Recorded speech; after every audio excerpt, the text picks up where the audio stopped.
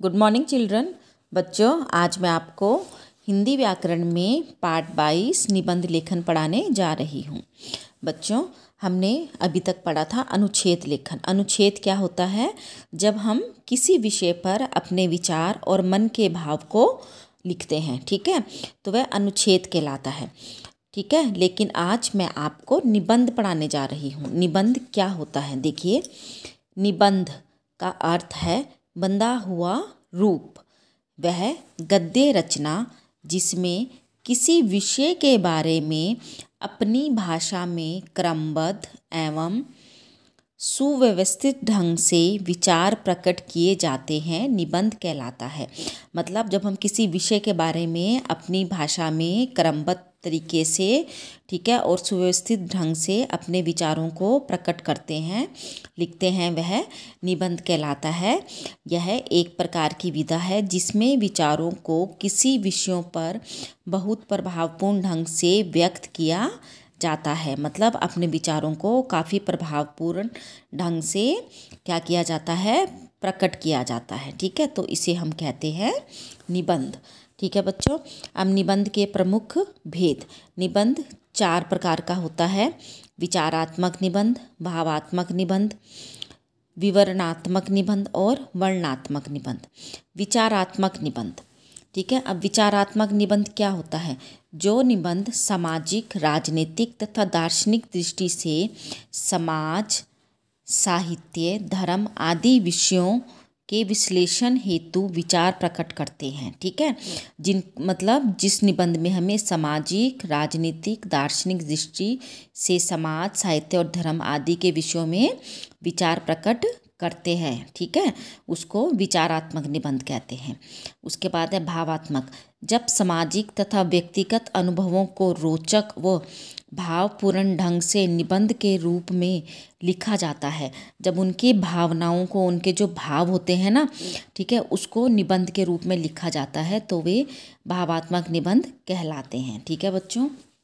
आगे देखिए, विवरणात्मक निबंध काल्पनिक घटनाओं, ऐतिहासिक स्थलों, संस्मरणों आदि पर लिखे गए विचार, ठीक है, विवरणात्मक निबंध कहलाते हैं, ठीक है। जो काल्पनिक घटनाएं होती हैं, ठीक है, ऐतिहासिक स्थल होते हैं जैसे जो हमारी, ठीक है, उनके ऊपर लिखा गया जो निबंध है वो विवरणात्मक निबंध कहलाते हैं। वर्णनात्मक निबंध प्राकृतिक दृश्य, ठीक है, किसी प्राकृतिक दृश्य का, जैसे हिमालय पर्वत हो गया आपका, घटना, मेले आदि की चर्चा पर आधारित, ठीक है, विचार वर्णनात्मक निबंध कहलाते हैं, ठीक है बच्चों। तो ये हमारे 4 तरह के निबंध होते हैं: विचारात्मक, भावात्मक, विवरणात्मक और वर्णनात्मक निबंध, ठीक है। तो ये हमारे 4 तरह के निबंध होते हैं बच्चों। अब हम आगे, ये तो निबंध के भेद थे। अब होता है बच्चों निबंध के अंग।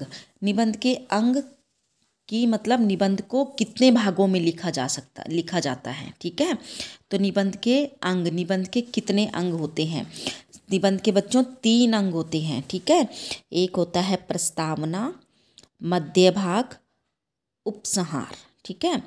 तो प्रस्तावना, कितने अंग होते हैं निबंध के? 3 बेटा, प्रस्तावना, मध्य भाग और उपसंहार, ठीक है। तो प्रस्तावना बोलते हैं बच्चों जो स्टार्टिंग में हम मेन हेडिंग डालते हैं, ठीक है। तो उसमें हम क्या लिखते हैं? देखिए, निबंध का आरंभ प्रस्तावना से होता है।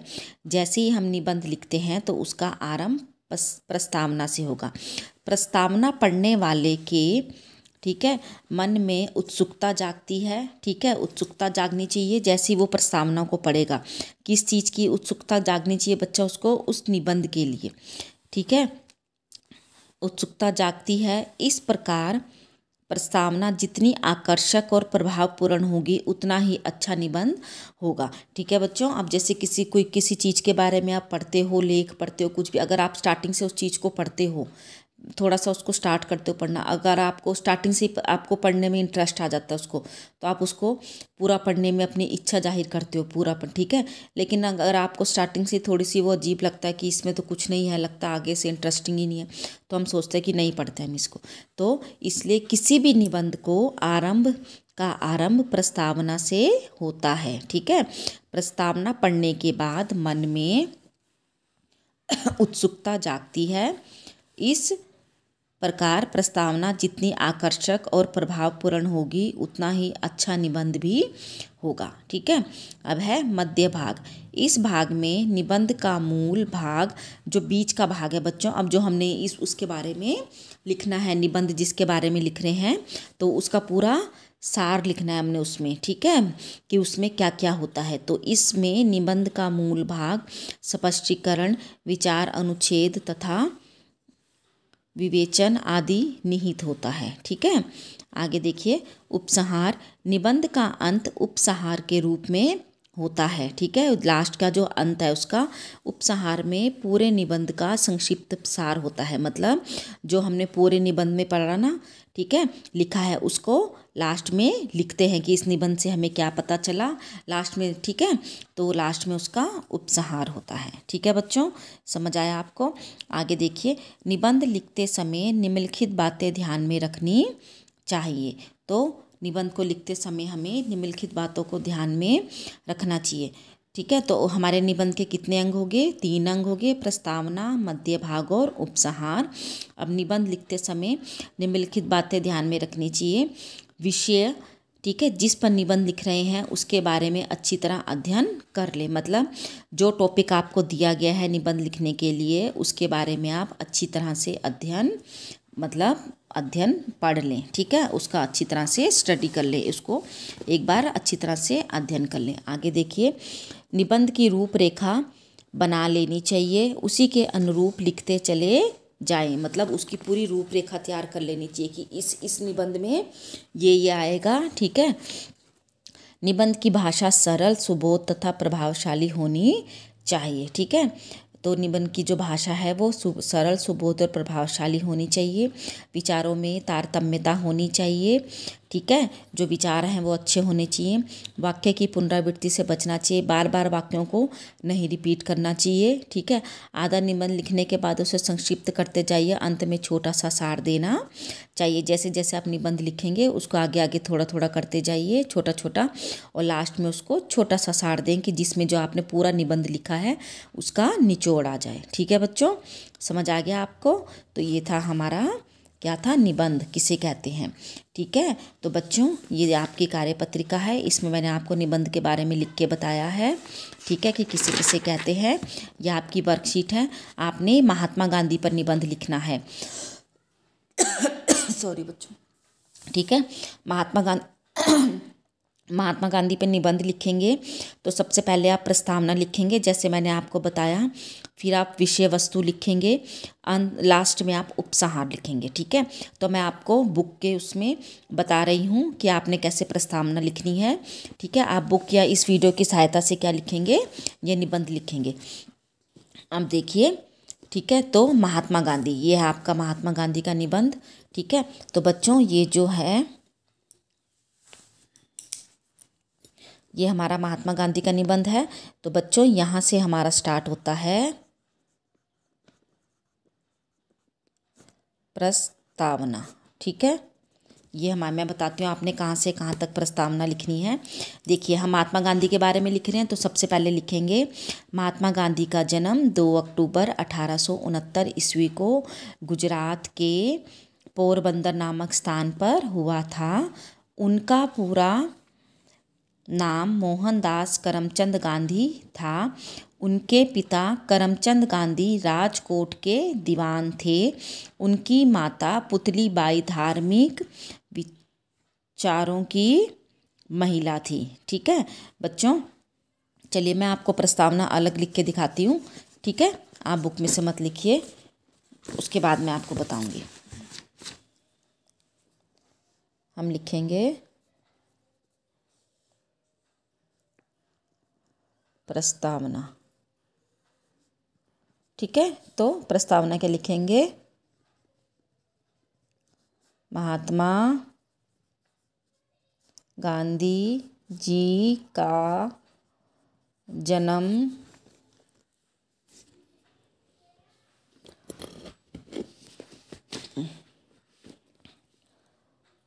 2 अक्टूबर 1869 को गुजरात के पोरबंदर जिले में हुआ था। ठीक है बच्चों, इतना लिखा। उसके बाद आप थोड़ा सा महात्मा गांधी के बारे में लिखेंगे। गांधी जी सत्य, अहिंसा के पुजारी थे। ठीक है, इतना लिखने के बाद अब लिखेंगे हम इसको आगे से बच्चों। ठीक है, जो उसका वो है आगे लिखेंगे। ये तो मैंने आपको बता दिया। अब हम लिखेंगे उनका जन्म गुजरात की, ये तो हमने लिख लिया। आगे लिखेंगे उनका पूरा नाम मोहनदास करमचंद गांधी था। ठीक है बच्चों, उनके पिता करमचंद गांधी राजकोट के दीवान थे, जो जो आपको पता है। ठीक है, उनकी माता पुतलीबाई धार्मिक, ठीक है, धार्मिक विचारों की प्रवृत्ति की विचारों की महिला थी। ठीक है बच्चों, 13 आपने जो निबंध है वो आपने छोटे छोटे अनुच्छेद में कम से कम उसके 3 या 4 अनुच्छेद बनाने हैं आपने। ठीक है, 13 वर्ष की उम्र में ही महात्मा गांधी जी का विवाह कस्तूरबा के साथ हो गया था। ठीक है, प्रारंभिक शिक्षा भारत में पूरी करने के बाद वकालत पढ़ने के लिए इंग्लैंड चले गए। वहाँ से लौटकर वे मुंबई में वकालत करने लगे। तभी उन्होंने दक्षिण अफ्रीका में एक भारतीय फर्म का निमंत्रण मिला। इसे स्वीकार करके वे दक्षिण अफ्रीका चले गए। ठीक है, वहाँ उन्होंने देखा कि वहाँ के गोरे लोग अश्वेतों, मतलब होता है बच्चों जो काले होते हैं, ठीक है, के साथ बहुत अपमानजनक व्यवहार कर रहे हैं। कई बार तो गांधी जी को स्वयं भी ऐसे दुर्व्यवहार का शिकार होना पड़ा। ठीक है, उन्होंने इस स्थिति के विरोध में संघर्ष का निश्चय किया। इसके लिए उन्होंने सत्याग्रह और अहिंसा को अपना हथियार बनाया। ठीक है, सत्याग्रह और अहिंसा मतलब बच्चों, अहिंसा का मतलब है किसी के साथ हिंसा ना करना, सभी काम वो मतलब लड़ाई झगड़े से ना सुलझाकर शांतिपूर्वक सुलझाना। अंततः वहाँ की सरकार को झुकना पड़ा और भारतीयों पर लगाए गए विभिन्न प्रतिबंधों को हटा दिया। देखिए बच्चों, एक अनुच्छेद प्रस्तावना का मैंने बताया, एक अनुच्छेद आपका छोटा सा ये बन गया, एक अनुच्छेद अब हम लिख रहे हैं। गांधी जी भारत लौट आए। यहाँ पर भी भारत के लोग अंग्रेजी सरकार के अत्याचारों के विरुद्ध आंदोलन चला रहे थे। गांधी जी भी इस आंदोलन में कूद पड़े। यह संघर्ष वर्षों तक चलता रहा। गांधी जी के नेतृत्व में भारतीय जनता सड़कों पर निकल आई। उनके एक आह्वान पर लोग सरकारी नौकरियों में अपने काम धंधे छोड़ आंदोलन में शामिल हो गए। जब अंग्रेजी सरकार ने भारत का प्रशासन चलाना कठिन हो गया तो उन्होंने देश छोड़ देने का निश्चय किया। इस प्रकार 15 अगस्त 1947 ईस्वी को हमारा देश स्वतंत्र हो गया। तो किसकी सहायता से हमारा देश स्वतंत्र हुआ बच्चों? महात्मा गांधी की। ठीक है, आगे देखिए, विधि की विडंबना हुई। एक हत्यारे की गोली ने बापू को निशाना बना लिया। 13 जनवरी 1948 ईस्वी को गांधी जी सारे राष्ट्र को रोता बिलखता छोड़कर इस संसार से चले गए। ठीक है बच्चों, तो ऐसे आपने लिखना है, पूरा निबंध लिखना है आपने, जो जो आपने गांधी जी ने किया, जो विषय आपको दिया जाएगा उसके बारे में आपने पूरा निबंध लिखना है। जैसे बच्चों यहाँ पे विजयदशमी है। विजयदशमी हम किसको कहते हैं बच्चों? दशहरे को कहते हैं। ठीक है, तो देखिए जैसे संसार में, ये हमारी होगी प्रस्तावना। ठीक है, विजयदशमी क्या होगी हमारी? प्रस्तावना। संसार में जब अधर्म बढ़ता है तभी आसुरी शक्तियाँ बढ़ जाती हैं। तब उनके नाश तथा धर्म की स्थापना के लिए कोई ना कोई शक्ति संसार में अवतरित होती है, जो लोक मंगल की भावना से अनुप्रेरित होकर दुष्टों का विनाश करती है। विजयदशमी ऐसा ही पर्व है जो श्री राम के लौकिक पुरुषार्थ का प्रतीक है, इसे दशहरा कहते हैं। ठीक है, देखिए कितना सुंदर प्रस्तावना लिखी है इन्होंने इस विजयदशमी के बारे में। ठीक है, कितनी सुंदर इन्होंने क्या करा, इसकी शुरुआत की है। आगे देखिए, विजयदशमी का पर्व अश्विन मास के शुक्ल पक्ष की दशमी तिथि को मनाया जाता है। अब इसका सार लिखेंगे हम पूरा कि क्या क्या होता है इसमें। माना जाता है कि इसी दिन श्री राम के ने लंकापति रावण को मारकर सीता को बंधन मुक्त कराया था। ठीक है, एक अन्य पौराणिक कथा के अनुसार महिषासुर नामक दैत्य के अत्याचारों से पीड़ित देवगण महादेव शंकर की शरण में गए। महादेव ने क्रोधाग्नि से भगवती दुर्गा नाम महाशक्ति का जन्म हुआ। सभी देवताओं ने उन्हें अस्त्र शस्त्र प्रदान किए। दुर्गा जी ने 9 दिन तक महिषासुर के साथ युद्ध किया और 10वें दिन उन पर विजय प्राप्त की। तब से बंगाल में यह दिन दुर्गा पूजा के नाम से मनाया जाता है। विजयदशमी अनेक ढंग से मनाई जाती है। उत्तर भारत में दशहरे के कई दिन पहले रामलीला शुरू हो जाती है। श्री राम के जीवन की घटनाएं प्रस्तुत की जाती हैं। दशहरे के दिन रावण, मेघनाथ, कुंभकर्ण के पुतले फूंके जाते हैं। बंगाल में 9 दिन तक माँ दुर्गा की पूजा की जाती है। 10वें दिन माँ दुर्गा की प्रतिमा को नदी या समुद्र में विसर्जित किया जाता है। गुजरात के इस दिन लोग गरबा नृत्य की आदि के साथ देवी पूजन करते हैं। विजयदशमी का यह पर्व हमें शिक्षा देता है असुरी शक्तियाँ चाहे कितनी भी बलवान क्यों ना हो, उनका देखो बच्चों, यहाँ तक हमारा क्या हो गया, उसका जो मध्य भाग है। ठीक है, अब ये हमारा आता है उपसंहार। ठीक है, इसको हम बोलेंगे उपसंहार। तो विजयदशमी मतलब जो उसका लास्ट में देखो पूरे उसका उन्होंने निबंध का निचोड़ लिख दिया इसमें।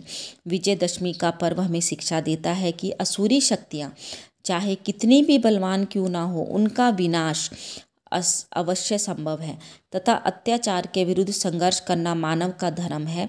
इसी दिन हमें अपने मन में छिपी आसुरी प्रवृत्तियों का विनाश करके सात्विक प्रवृत्तियों का विकास करने का प्रण लेना चाहिए। ठीक है बच्चों, तो समझ आ गया। जब भी आप निबंध लिखेंगे सबसे पहले आप लिखेंगे प्रस्तावना। ठीक है, उसके बाद आप उसके लिखेंगे मध्य भाग, उसके बाद उसका उपसंहार। ठीक है बच्चों, धन्यवाद।